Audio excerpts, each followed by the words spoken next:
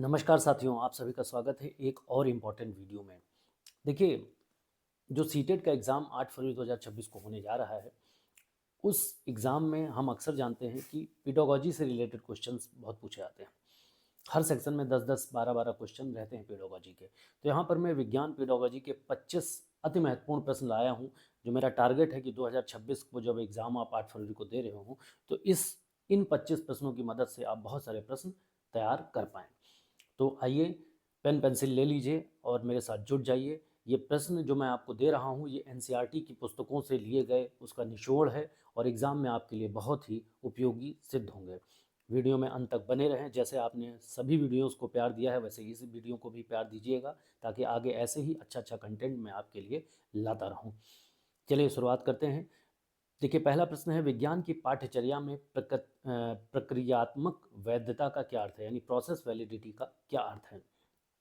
देखिए, अक्सर हमें क्वेश्चन को समझने में दिक्कत होती है पेडागॉजी के, तो यहाँ पे मैं थोड़ा एक्सप्लेनेशन मोड में रहूँगा, ताकि आपको मैं क्वेश्चन की व्याख्या को भी बेहतर तरीके से समझा सकूँ। तो आइए स्टार्ट करते हैं। विज्ञान की पाठ्यचर्या में प्रोसेस वैलिडिटी क्या है, प्रक्रियात्मक वैधता क्या है। देखिए, शिक्षार्थियों को उन पद्धतियों और प्रक्रियाओं में व्यस्त रखना जो वैज्ञानिक ज्ञान की उत्पत्ति के लिए जिम्मेदार हैं। अब देखिए, इसमें केवल तथ्य नहीं है, बल्कि वैज्ञानिक तरीके, ऑब्जर्वेशन इत्यादि भी शामिल होते हैं, जाना जाता है। तो इस प्रकार से प्रोसेस वैलिडिटी पहचानी जा सकती है कि प्रोसेस वैलिडिटी क्या है। अब देखिए, विज्ञान में निदानात्मक शिक्षण का मुख्य उद्देश्य क्या है। छात्र की सीखने संबंधी विशिष्ट कठिनाइयों और कमियों को पहचानना। यह डॉक्टर के चेकअप की तरह है, ताकि पता चले कि बच्चा कहाँ अटक रहा है। देखिए, आपको एक ध्यान देने की ज़रूरत है, विज्ञान शिक्षक के तौर पर आपको ये ध्यान देने की ज़रूरत है कि जब आप पेपर सॉल्व कर रहे हों, तो हर वक्त आपको अपने दिमाग में रखना है कि आप क्लास 6 टू 8 के बच्चों के टीचर हैं। पहली बात। दूसरी बात, आप सारी आपकी जो अधिगम या शिक्षण विधियाँ होनी चाहिए, या अधिगम के तरीके होने चाहिए बच्चों के लिए, उस वक्त आपको ये भी ध्यान रखना है कि चाइल्ड सेंटर्ड होने चाहिए, यानी हर चीज़ में बच्चा ही सही है, आप बिल्कुल सही नहीं है, बच्चा ही सही है। यानी कि यहाँ पर देखिए, मैंने आपको बताया कि विज्ञान में निदानात्मक परीक्षण का मुख्य उद्देश्य क्या है, डायग्नोस्टिक टेस्ट। अब देखिए, वहाँ डॉक्टर डायग्नोस करता है कि कौन सी बीमारी है और दवाई देता है, पर यहाँ पर आपको ये डायग्नोस नहीं करना है कि कौन सी बीमारी है। यहाँ पर आपको ये डायग्नोस नहीं करना है कि बच्चे में क्या दिक्कत है, क्यों नहीं सीख पा रहा है। बच्चा अगर नहीं सीख पा रहा है तो टीचर की गलती है, यानी टीचर को अपनी क्या करना है, अपनी तरीके को, अपनी पद्धति को, अपनी विधि को बदलना है। इसीलिए देखिए, यहाँ पर कहा गया है कि छात्र की सीखने संबंधी विशिष्ट कठिनाइयों और कमियों को पहचानना, कि छात्र क्यों नहीं सीख पा रहा है। अगर सीख नहीं पा रहा है तो छात्र में कोई बदलाव नहीं करेंगे, छात्र को सुझाव नहीं देंगे, हम खुद में बदलाव करेंगे। हम ऐसी शिक्षण विधि बनाएंगे कि छात्र बेहतर तरीके से सीख सके। ठीक है, आगे बढ़ते हैं। ह्यूरिस्टिक विधि के प्रतिपादक कौन है, तो H.E. आर्मस्ट्रांग जो है, ये ह्यूरिस्टिक विधि के प्रतिपादक हैं, और इसमें छात्र को एक खोजकर्ता की भूमिका में रखा जाता है। अगले प्रश्न की ओर बढ़ते हैं। विज्ञान शिक्षण में करके सीखना, लर्निंग बाय डूइंग, बहुत महत्वपूर्ण है। क्यों महत्वपूर्ण है, यह स्थायी अधिगम और वैज्ञानिक कौशल विकसित करता है, इसलिए बच्चा करके सीखे तो ज़्यादा बेहतर माना जाता है। और अगर प्रयोग करने से अवधारणाएं रटने की जरूरत नहीं पड़ती। अगर कोई कॉन्सेप्ट है, उसे आप प्रयोग करते हैं तो फिर रटने की जरूरत नहीं है, नहीं तो हमें रटना पड़ता है। हिस्ट्री, ज्योग्राफी, इतिहास सब्जेक्ट में रटने पर जोर दिया जा सकता है, पर यहाँ पर रटने में, विज्ञान में रटने पर जोर नहीं दिया जाता, समझने पर ज़्यादा जोर दिया जाता है। विज्ञान मेले आयोजित करने का मुख्य कारण क्या है, शिक्षार्थियों में सृजनात्मकता और प्रयोगात्मक कौशल को बढ़ावा मिले, इसलिए विज्ञान मेले आयोजित किए जाते हैं। यहाँ बच्चे अपने नए विचारों को मॉडल के रूप में प्रदर्शित करते हैं, इसलिए विज्ञान मेले का आयोजन किया जाता है। रचनावादी दृष्टिकोण के अनुसार शिक्षक की भूमिका क्या है, यानी कंस्ट्रक्टिव जो अप्रोच है, उसमें शिक्षक की क्या भूमिका है। तो देखिए, एक शिक्षक उसमें केवल एक फैसिलिटेटर की तरह काम करता है, सुविधादाता की तरह काम करता है। देखिए, आपको ध्यान रखना है कि शिक्षक ज्ञान नहीं देता है, बल्कि बच्चे को अपना ज्ञान खुद बनाने का अवसर देता है। और एक टीचर होने के नाते हमें यही करना चाहिए कि हमें बच्चे को ज्ञान नहीं देना है, हमें ऐसी परिस्थितियों को डेवलप करना है, ऐसी विधियों को अपनाना है जिससे बच्चा अपना ज्ञान खुद बना सके। क्या प्राथमिक स्तर पर विज्ञान में परिभाषाओं को जोड़ देना चाहिए, बिल्कुल नहीं जोड़ देना चाहिए। एनसीएफ हमेशा रटने के बजाय समझने के अनुभवों पर जोर देता है। देखिए, एनसीएफ को लेके एक प्रश्न जरूर आएगा, तो विज्ञान के बारे में एनसीएफ का जो जो कहना है वो आप ध्यान से पढ़ लीजिएगा, अगर आपने नहीं पढ़ा है। अगर आप चाहते हैं कि मैं इस पर वीडियो लाऊं, तो आप कमेंट में बताइएगा, मैं इस पर भी एक वीडियो आपको बना दूंगा। तो एनसीएफ जो है रटने पर जोर नहीं देता, समझने पर और अनुभवों पर ज़्यादा जोर देता है। विज्ञान में भ्रांति को शिक्षक कैसे दूर करता है, बहुत सारे मिसकॉन्सेप्शन होते हैं, उनको विज्ञान शिक्षक दूर करता है, और कैसे दूर करता है? संज्ञानात्मक संघर्ष पैदा करने वाले प्रयोगों के द्वारा, कॉग्निटिव कॉन्फ्लिक्ट पैदा हो, मतलब छात्र में ये हो कि ऐसा कैसे हो रहा है, और छात्र खुद प्रयोग करे और देखे, सोचे कि वो उनकी सोच गलत क्यों थी। तो सतत और व्यापक मूल्यांकन का विज्ञान में क्या अंतर है, अर्थ है? देखिए, कांस्टेंट जो इवैल्यूएशन है, इस पे एक प्रश्न जरूर पूछा जाता है, तो आप ध्यान दीजिएगा इसमें कि अधिगम के सभी पक्षों, शैक्षणिक और सह शैक्षणिक का नियमित आकलन करना ही सतत और व्यापक मूल्यांकन का विज्ञान में अर्थ है।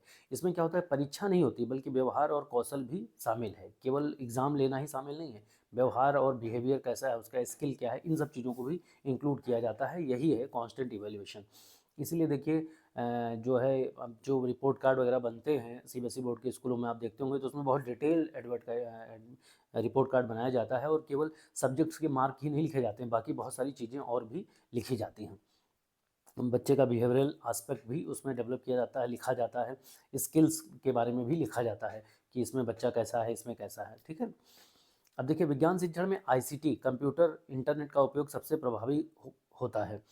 कब सबसे ज़्यादा प्रभावी होता है? देखिए, आईसीटी लैब को तो सरकारी स्कूलों में बहुत प्रमोट भी किया जा रहा है। अब इसमें क्या है, एक्चुअली में उन घटनाओं को दिखाने में जो नग्न आँखों से नहीं देखी जा सकती, जैसे कोशिका विभाजन पढ़ाना है आपको, तो ये वीडियो में जब सिमुलेशन या वीडियो हम दिखाते हैं तो वो आसान हो जाता है बच्चे के लिए, क्योंकि जो देखता है वो इंटरेस्टिंग भी होता है और देखने में अच्छा भी लगता है, और लंबे समय तक वो विजुअल्स हमारी आंखों से होते हुए हमारे दिमाग तक जाते हैं, तो हमें लंबे समय तक याद भी रहते हैं, और एक अच्छी समझ भी विकसित होती है। एक अच्छी विज्ञान पाठ्य पुस्तक की क्या विशेषता है? या शिक्षार्थी केंद्रित होनी चाहिए, और इसमें बहुत सारी गतिविधियाँ होनी चाहिए, भाषा सरल हो, चित्र स्पष्ट हो, जिससे लोग आसानी से बच्चे समझ सकें। उपचारात्मक शिक्षण कब दिया जाता है? ये हमेशा निदानात्मक शिक्षण के बाद, यानी पहले डायग्नोस होगा, डायग्नोसिस करने के बाद ही रेमेडीज दी जाती है, रेमेडियल होगा, यह छात्र की पहचानी गई कमियों को सुधारने की प्रक्रिया है। विज्ञान में पर्यावरणीय वैधता क्या है? तो विज्ञान शिक्षा के छात्र जो विज्ञान शिक्षा को छात्र के परिवेश और स्थानीय वातावरण से जोड़ देना ही विज्ञान में पर्यावरणीय वैधता है। अब देखिए, उदाहरण स्थानीय होने चाहिए ताकि बच्चा जुड़ाव महसूस करे, कोई ऐसा एग्जाम्पल ना दीजिए जो बच्चा समझ ना पाए।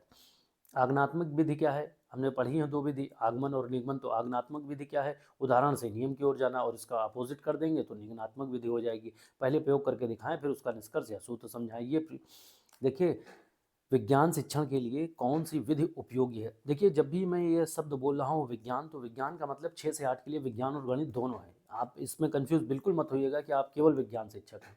कक्षा 10 तक विज्ञान और गणित के दोनों ही आप शिक्षक हैं।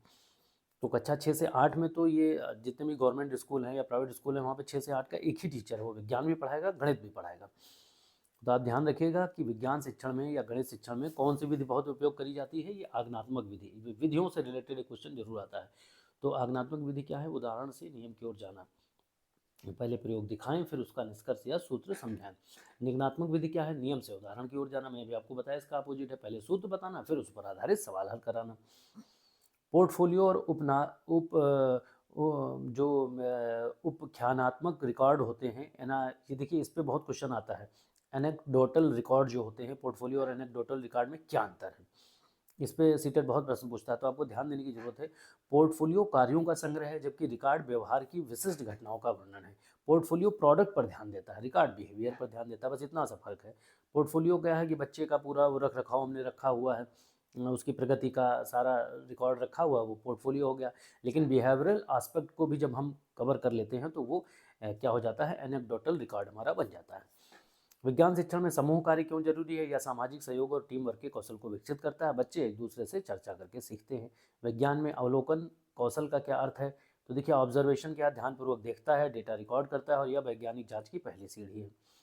एनसीएफ 2005 के अनुसार विज्ञान शिक्षण का उद्देश्य वस्तुनिष्ठता क्यों है? ताकि बच्चे पक्षपात रहित होकर तथ्यों को स्वीकार करें, बिना किसी बात को, बिना प्रमाण के कोई बात ना माने। ये एनसीएफ इस बात पे जोर देता है। परिकल्पना बनाना क्या है? हाइपोथेसिस बनाना क्या होता है? किसी समस्या का संभावित या अनुमानित समाधान सोचना ही परिकल्पना बनाना है। प्रयोग करने से पहले क्या हो सकता है इत्यादि का अंदाजा लगाना।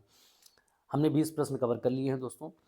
अगर वीडियो अच्छा लग रहा है तो वीडियो लाइक करिए, चैनल को सब्सक्राइब करिए, और उन दोस्तों को ज़रूर फॉरवर्ड करिए जिन्हें विज्ञान के पेडागोजी के क्वेश्चन करने में कोई भी दिक्कत हो रही है। और कमेंट बॉक्स में ज़रूर बताइएगा कि अभी तक आपको वीडियो कैसा लगा। आगे और ऐसे ही वीडियो अगर आप चाहते हैं तो मैं आपके लिए वीडियो लेके आऊँगा। और यहाँ पर मैं स्पीड थोड़ी इसलिए तेज़ रख रहा हूँ ताकि आप जल्दी से जल्दी ज़्यादा से ज़्यादा क्वेश्चंस को कवर कर सकें। 2-3 बार वीडियो देखेंगे तो आपके दिमाग में एक समझ विकसित हो जाएगी। आगे बढ़ते हैं।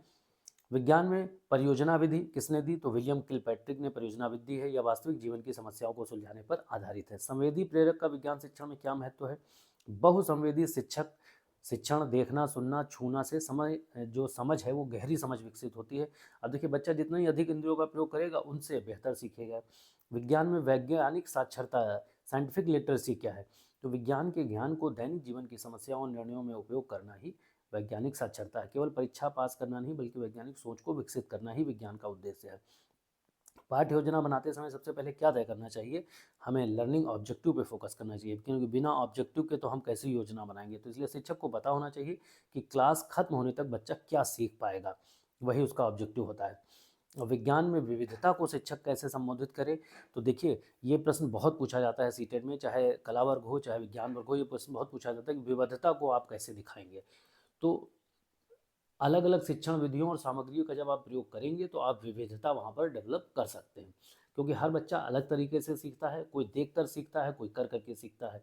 तो जिसको बच्चे के लिए जैसी जो शिक्षण विधि उपयोगी हो वह शिक्षण विधि एक शिक्षक को अपनानी चाहिए। तो ये थे हमारे आज के 25 प्रश्न पीडागोजी से रिलेटेड। अगर आप इन 25 प्रश्न को कवर करते हैं, कंप्लीट करते हैं, तो आप और भी बहुत सारे प्रश्न कर पाएंगे। कैसा लगा ये वीडियो? कमेंट में अपनी राय बताइएगा। मिलते हैं फिर किसी नेक्स्ट वीडियो में, तब तक के लिए धन्यवाद। जय हिंद, जय भारत।